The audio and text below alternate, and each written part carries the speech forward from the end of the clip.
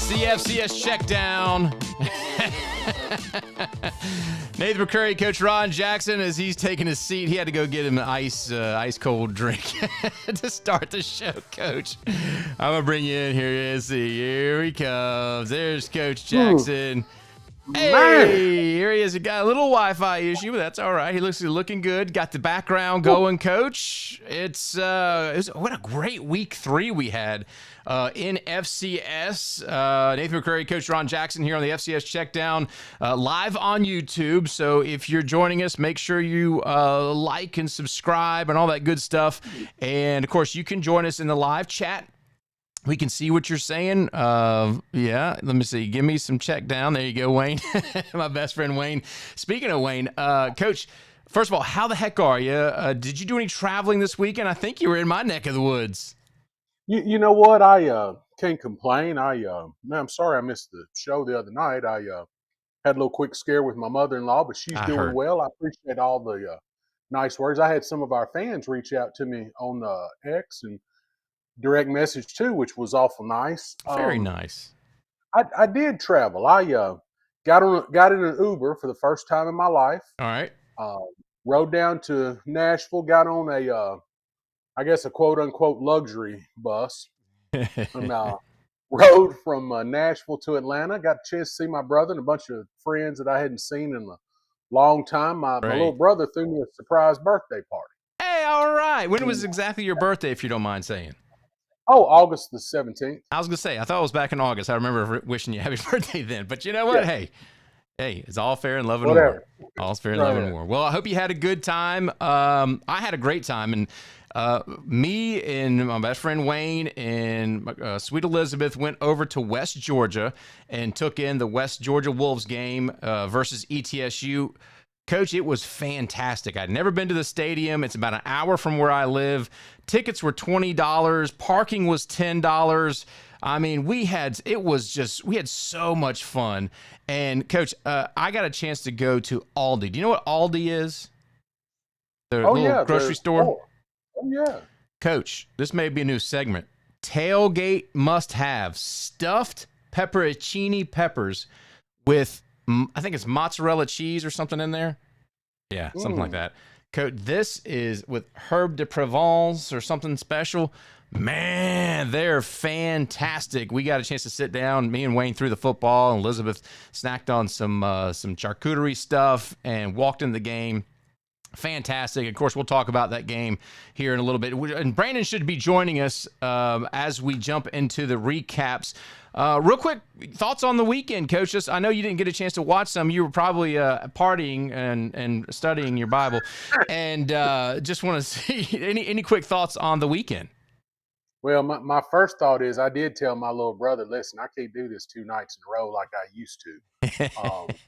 And second of all, the football was great this past weekend. The game that I enjoyed the most, honestly, I watched that Tennessee Tech ball game on television and thought that was, I think they're the real deal. I know we'll get into it here in a little bit, but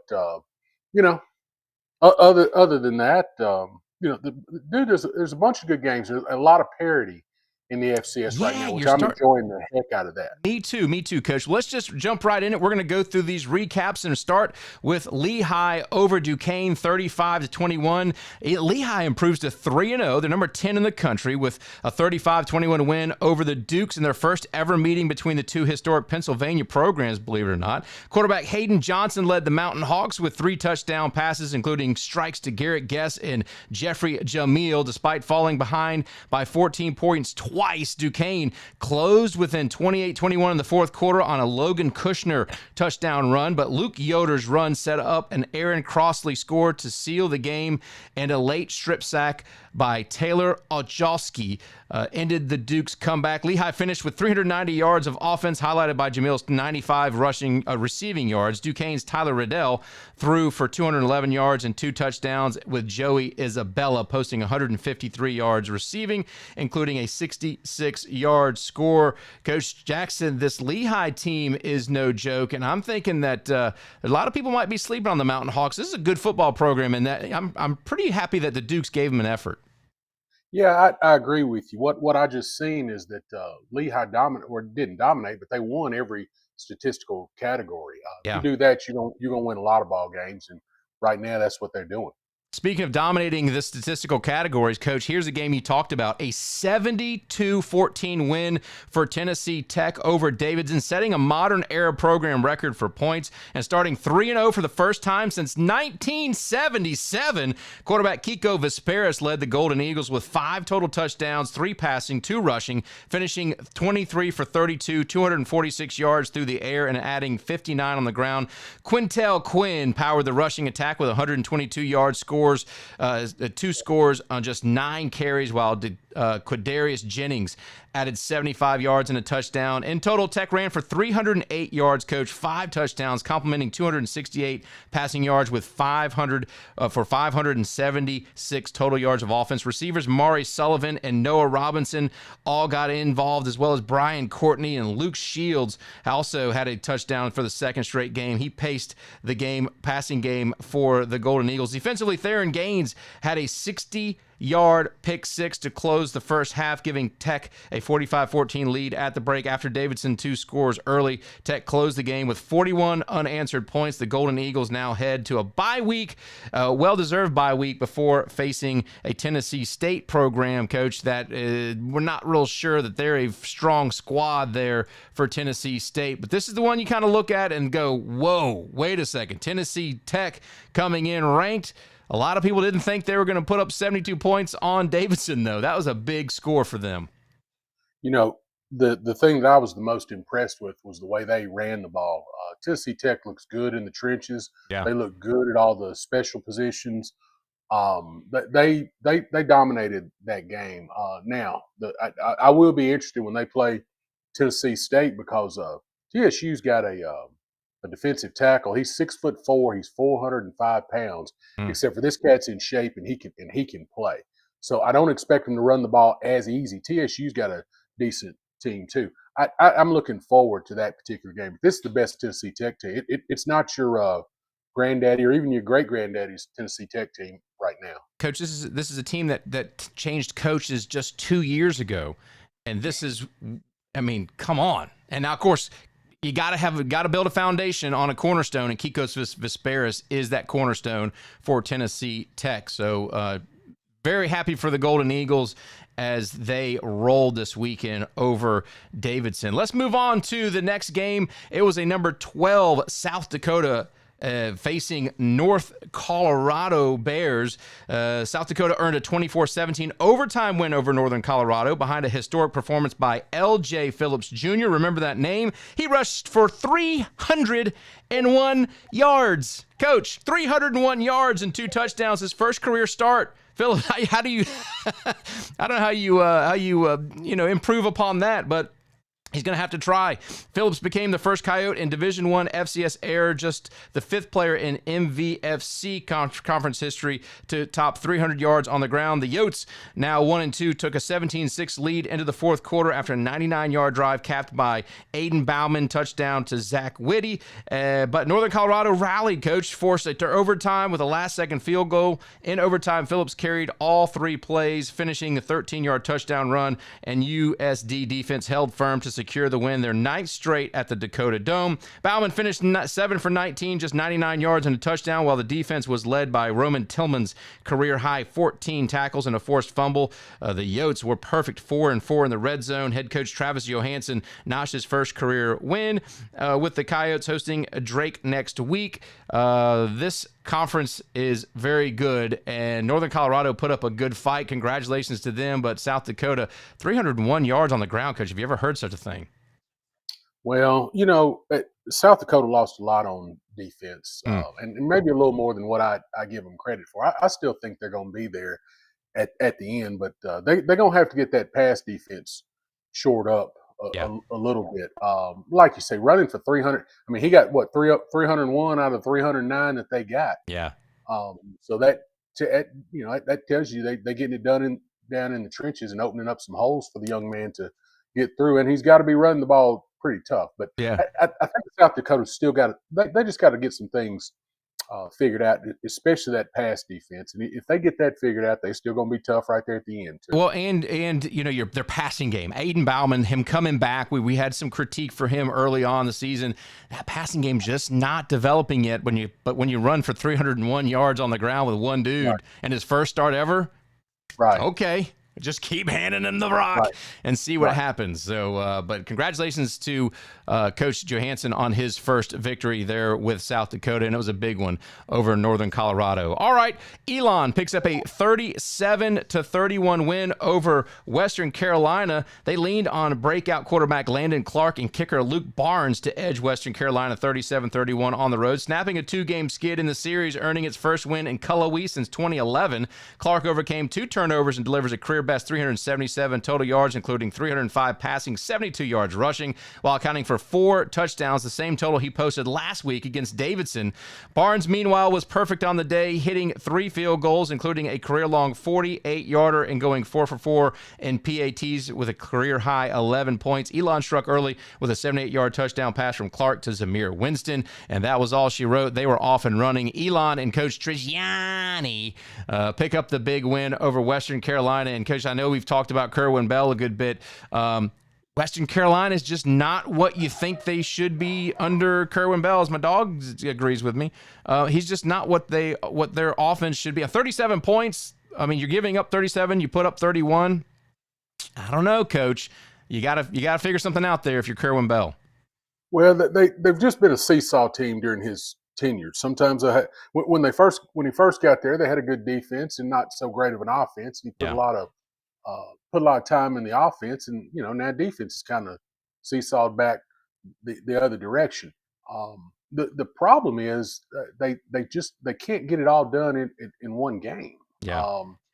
And literally they got if you go to their little fan page, them folks down there, they hot as all get out right now. They think that they've got a better roster, and they're like anybody else that thinks that they got the best team in the world, and just disappointed at the results right now. But it's I guess I'd say ooh-wee in the weed right now. Yeah. They're wondering what's going on. I mean, Brent Pry, whatever, in Virginia Tech lost his job after losing this weekend. You don't see a whole lot of that stuff. Maybe the FCS level coaches being fired midseason, especially this early.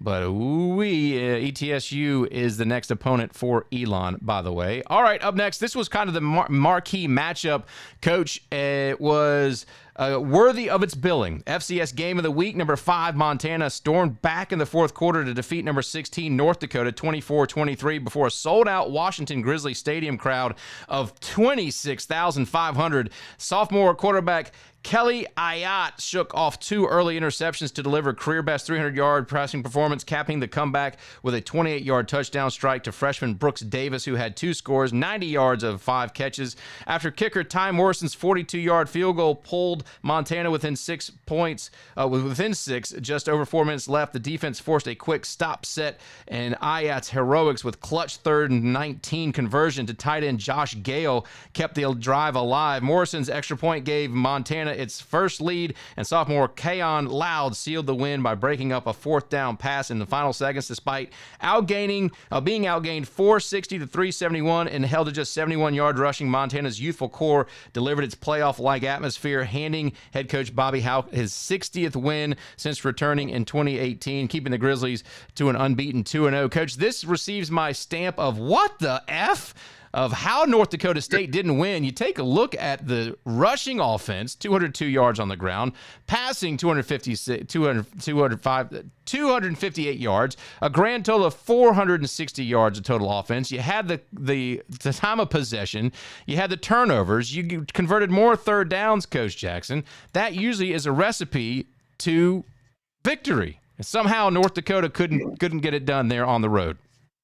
Yeah, that tells me that North Dakota probably had to kick a field goal a time or two instead of getting 7 points. They did everything that they could. I wish that ESPN Plus would let me go back and replay the games now like they used to, because that'd be one that I'd want to go back and see. It had all the makings of a great game, and quite honestly, it was a great game. we have, and you know what, Montana is who we thought that they were, but I also think North Dakota is who we thought that they Yeah, were too. You're good not going to want to performance. see them on your schedule late in the season.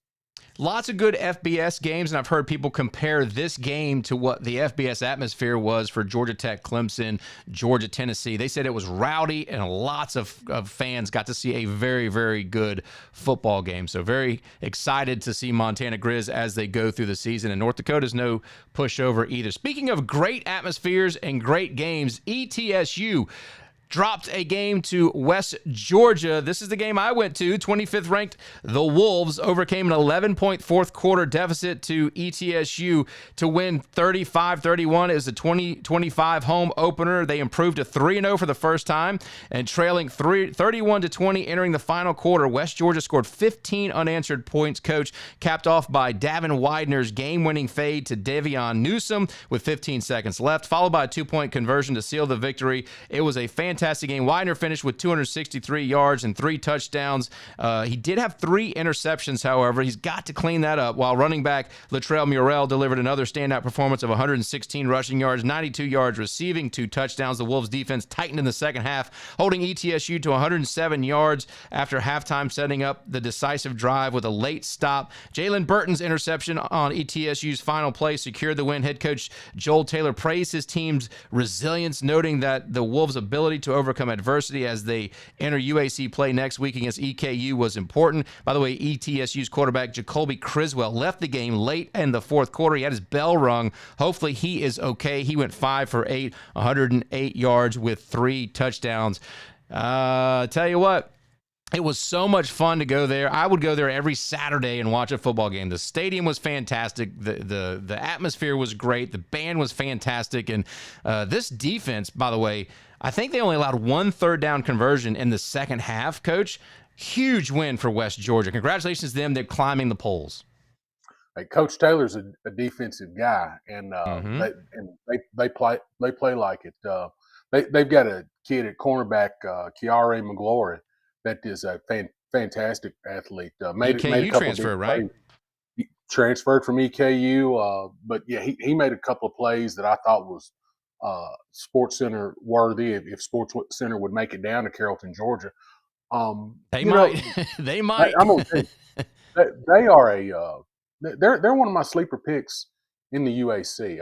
I'm excited about UAC play because there's 4 or 5 teams in it this year that I think have legitimate shots. It's going to come down to the last weekend in that going on. Yeah, going to get into conference play this weekend. It should be interesting as we take a look at a game that was not quite as entertaining. It was number 6 Rhode Island versus Holy Cross. Rhode Island's defense carried the day, holding Holy Cross scoreless in the second half to secure a gritty 9-7 win and improve to 3-0 for the first time since 2021. The Rams leaned on kicker Garth White, who went 3 for 3 on field goals, including a game winner from 41 yards. 2:23 left on the clock when he kicked that. But look at the stats, Coach. I mean, 403 yards of total offense. He held the ball for over 31 minutes. This is the number 6 team in the country, Coach. Where is the offense? You got to wonder what's going on with this Rhode Island team. They have got to put it together offensively. Now, credit to Holy Cross. I mean, they held Rhode Island to what you said 9 points, 3 field goals. But come on, Rhode Island, what are you doing? Yeah, they've got to have some kind of glass or something painted at the goal line that's keeping them from getting in there, because from 10-yard line to 10-yard line. They're pretty good. It's just from once they get in the red zone, they've struggled this year. But yeah. To put that kind of offense up and still have the kind of defense that they have, it's going to make them tough at the end of the year. I mean, literally, I think I'd be confident in a first, second round game if Rhode Island only puts up 10 points that they're going to win 10-9 or 10-7. Yeah, okay. A lot of teams can't do that. But they're one of them that can. A lot of critique around teams like LSU offense not getting it done. Rhode Island not in the same obviously category, but if you're winning, you're winning. The W looks the same in the box score. Then you win 72 to whatever like Tennessee Tech did versus 9-7. Devin Farrell's a great quarterback. I think a lot of people have a lot of faith in him. But listen, their schedule is not that easy, and they have LIU coming up. We talked to Coach Ron Cooper earlier last week. They picked up a ranked win. Careful, roadies. Be careful coming up. You never know what the Sharks might have in store. You may need a bigger boat. That's what I'm just saying. You might need a bigger boat. All right, Coach.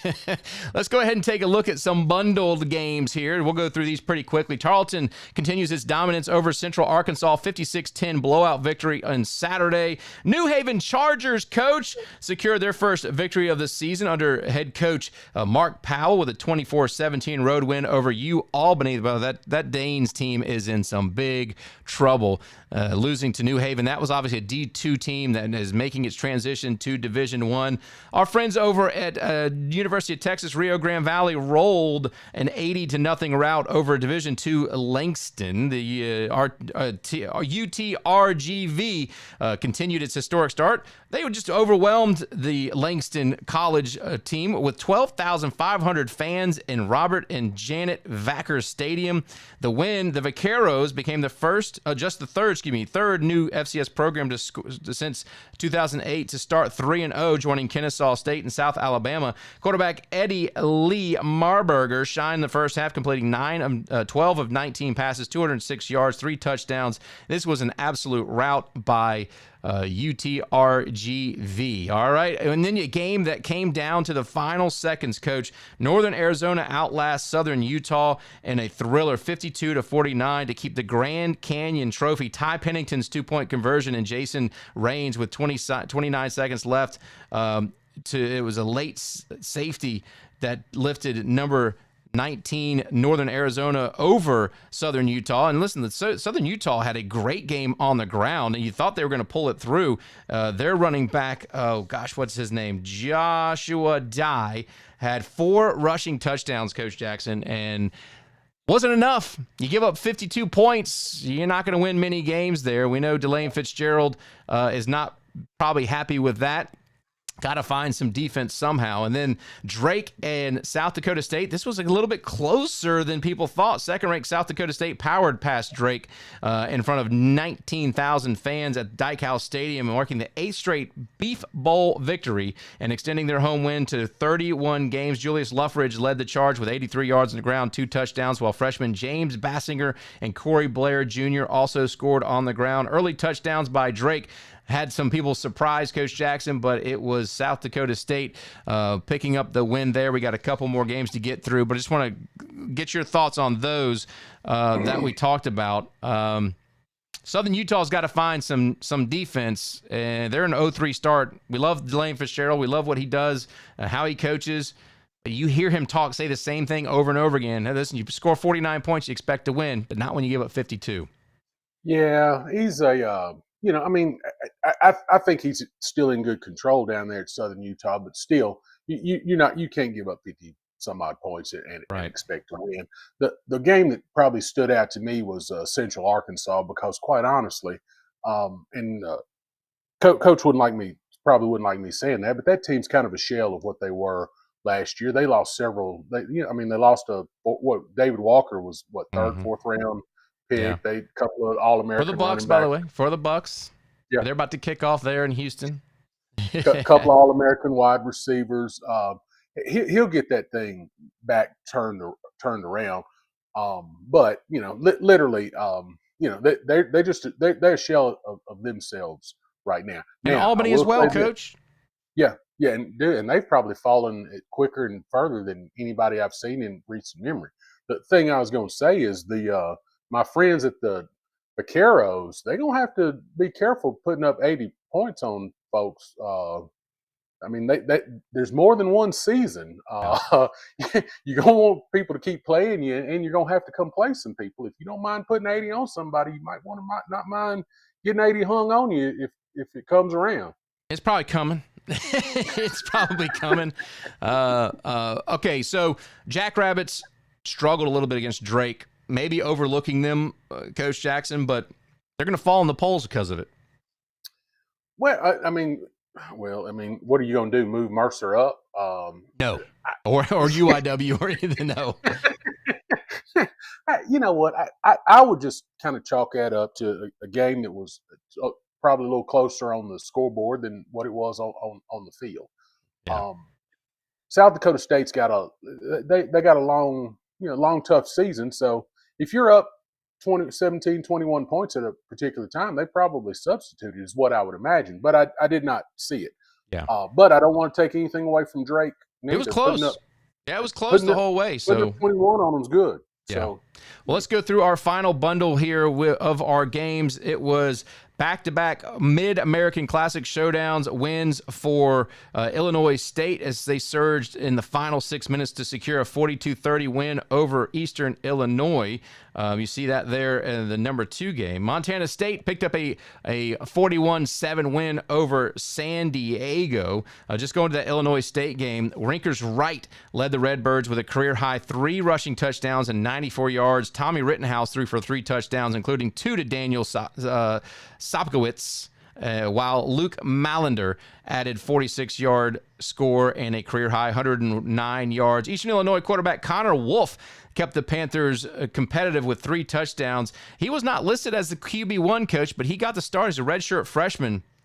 So congratulations to him. He threw for a ton of yards, but it was not enough as Illinois State picks up the 42-30 win. And then Furman rallied late to defeat Campbell 28-24 in a dramatic finish at Barker Lane Stadium. Freshman wide receiver Evan James hauled in a 30-yard touchdown pass from Trey Heeden with 4 minutes and 50 seconds remaining to give the Paladins the lead, and defensive end Joshua Stone King sealed the win with a 4th down sack in the final seconds. And looking at the number 1 team in the country, they went past SEMO 41-14. Cole Payton delivered a historic performance with 348 yards, 3rd most in NDSU history, 4 first-half touchdowns to lead the top-ranked Bisons to a dominating 41-14 win over SEMO. The victory marked NDSU's 200th home win since moving to the Fargo Dome in 1993. Peyton also added 53 yards rushing and a second-half touchdowns. Congratulations to them. The defense, by the way, held SEMO to just 217 yards. Standout efforts from Nathaniel Stalling with 7 tackles, and Donovan Woolen had 2 tackles for loss and a sack. And then Idaho picked up the win over Utah Tech. Idaho Vandals marked the 50th anniversary of the Kibbe Dome in style, defeating Utah Tech 20-6 to secure their 8th straight home win, wearing throwback gold jerseys. The Vandals leaned on a dominant ground game and a stout defense to improve to 2-0 there at home. Joshua Woods, the quarterback, rushed for 92 yards in 3rd consecutive game and threw for a touchdown to Ryan Jazirio. Running back Art Williams also added a career-best 146 rushing yards, highlighted by a 68-yard burst. Kicker Owen Frostman made the first 2 field goals of his career. Defensive back Aaron Kinsey sealed the win with a first career interception in the final minutes. Idaho controlled the clock in the trenches. They look forward to San Jose State next week. So, Coach Jackson, couple things come out of this week 3. I think the first question we got to ask is, Tennessee Tech, they for real? Yes. All right. Just that simple. Just you can elaborate if you want, dear Coach, but never mind. Listen, I think you're right. I think they've done some great things. I think I mentioned that Kiko Vesperis coming in. You put up 70 points on an FCS opponent. Of course, it's Davidson, but it's still a huge win. And I agree with you. I think they're for real. Yeah, not only are they for real, but what they're getting done in Cookeville, Tennessee is pretty impressive too. They're about to spend a whole lot of money on a new stadium rebuild, remodel, and whatnot. Where they're located, golly, it's a great area. They're a sleeping giant, and they finally have found a coach that is waking that particular giant up. Yeah. They do. And a great recruiting area. They all kind of stuff in the South to pull in people. And they obviously pulled Kiko Vesperis from Eastern Washington, So good on them. All right. URI, Rhode Island. Offensive woes. What's your level of concern on a 1 to 10 scale? I mean, real talk, not much. Okay. I think they're a good team. I think they're a good, solid team. I don't I don't think they're probably one of the. I don't think they're a top two team or anything like that. But it says a lot for them when if offense isn't clicking, defense has to carry the load. If Right. defense isn't clicking, then offense isn't carrying the load. So when I look at them, whatever questions you have, they've got answers. A lot of teams don't have answers in some certain. If you can't run the ball, you just can't run the ball. They can run it, they can throw it. They do play good defense. Um, Defense always travels. So literally, I think part of the story that we're missing is that they still held Holy Cross to 7 points, and Holy Yeah. Cross got a good team. I think Holy Cross is one of the top 25 teams in the country. Um, Maybe not by their record, but I think they got a good team. So I'm not as concerned with Rhode Island right now. And here's the last thing I'll say: the further on we get into the season, it's going to be a little colder weather at some places, and the way that they play lends itself to a cooler conditions. All right. Well, we're going into the UAC for West Georgia.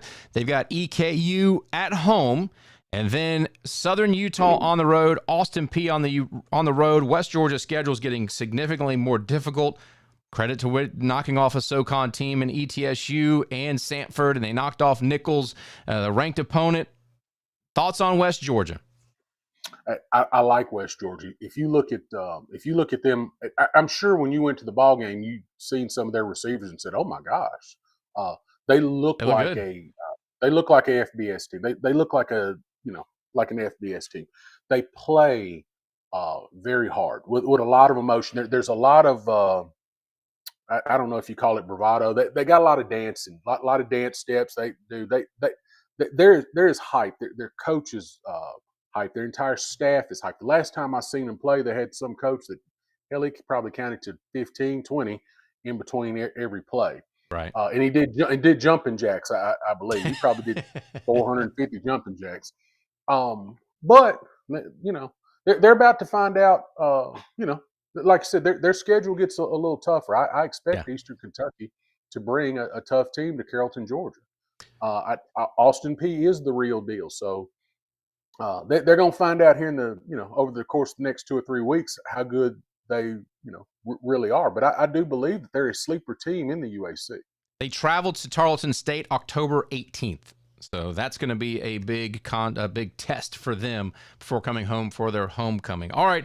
And then you kind of brought this question for me. Presbyterian has knocked off two teams in the FCS. They played Erskine this week. They picked up a win. They're 3-0. You said, do they deserve a top 25 billing? Well, they were getting votes last week. They're getting votes this week. They are in the top 25 in certain polls you see. My take is not yet. I don't think that I would put them in the top 25 just because they knocked off a couple teams that maybe they shouldn't have knocked off. Sanford is a wreck. Let's be honest, it's a wreck. And the Citadel, was that the team they beat? I can't recall. But I'll look. But I would not say that they're 3-0.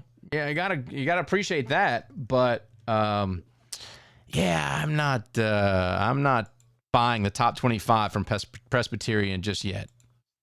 Well, here's Yeah, one thing Mercer that and I kind Furman. of I'm sorry, that's who they knocked off. yeah Mercer and Furman. beat Mercer and Furman. Yeah, and obviously maybe the SoCon is down a little bit this year. I guess another reason that I pose that as a thought is how is the Pioneer League playing with some of these other conferences? Most all those schools are non-scholarship, and you Yeah. would think with NIL being the way it is and the transfer portal being the way it is, that the gap would widen between the other conferences and the St. Thomas Tommies and the Presbyterian Blue Hose and Dayton and whatnot. Butler. But it does not. Yeah. And right, and Butler. It does not seem to me that's the case. I mean, Butler played South Dakota State pretty tough. Yeah. Uh, so I'd like to know how they're getting it done week in and week out. Now, as far as their top 25 ranking, I kind of agree with you. I don't believe that they're top 25 team, but ordinarily you put them on your schedule for homecoming, and you wouldn't want them for homecoming this year. No, you wouldn't. But they're going to get a big test this weekend against Bluefield, who went 5-6 last year in Division II or whatever it is in the. Yeah. Anyway, NAIA. Sorry, NAIA. So we'll see. All right, Coach. Listen, that's all I've got. Final thoughts here. The Buccaneers and Texans just kicked off. I'm going to jump off, have some pizza. Sweet Elizabeth's here, so we're going to hang out. Quick thoughts on Week 3. Yeah, I can't wait for it to get here. This is the time. That's Week 4. Previously, Week 3. I'm glad for that one to get here too. It's always good to wake up. It's always good to see some quality football, and conference play has just begun. It has. It's going to be interesting this weekend. We'll have another show this week. Hopefully pull in some coaches and some players. We shall see probably Wednesday night, maybe Thursday, maybe Friday morning. We just don't know. Stay tuned. Hey, thank you so much. We had a bunch of people tuning in live. Like and subscribe to the channel. It's free to do. If we get our subscriptions up to 500, we can monetize, and then we can actually start giving some contests out and all that kind of cool stuff. We're dedicated to FCS football, so please spread the word. Thank you guys so much for tuning in. Coach Jackson, thank you so much. We miss Brandon. He's out doing stuff. He's getting Cole Chick-fil-A, which is exactly what Cole deserves. And that's way more important than the FCS checkdown. But Coach Jackson, thank you so much. Have a good start to the rest of the week, and we will see you guys later. This has been the FCS checkdown for Coach Jackson. I'm Nathan McCurry. We say so long. Let's go. See you next time on the FCS checkdown.